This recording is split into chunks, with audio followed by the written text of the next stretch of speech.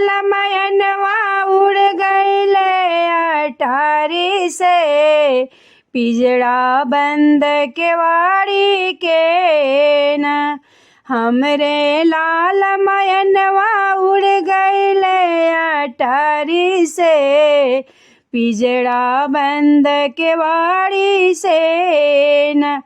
तोहके मलमल के नहवावली जवना अपने में बनवली, तोहके मलमल के नहवावली जवना अपने में बनवली, जवना अपने में बनवली, जवना अपने में बनवली। तो मैना उड़ गईला नाही मिलला अपना तू प्यारी से, पिजड़ा बंद केवाड़ी से न।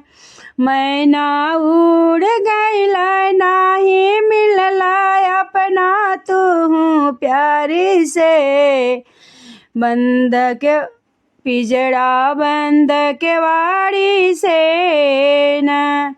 हमार लाला मैना उड़ गईले अटारी से, पिजड़ा बंद केवाड़ी से न। हमार लाला मैना उड़ गईले अटारी से, पिजड़ा बंद केवाड़ी से न। तोहके मलमल के नहवावली गड़ुआए के में भरवले, तोहके मलमल के नहवावली गड़ुआए के में भरवले।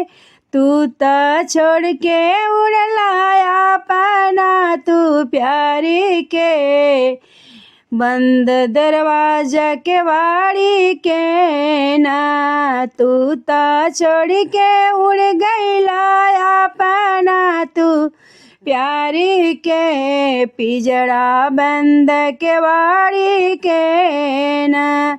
तू त छोड़ के उड़ला अपना तू प्यारी के, बंद पिजड़ा केवाड़ी के न।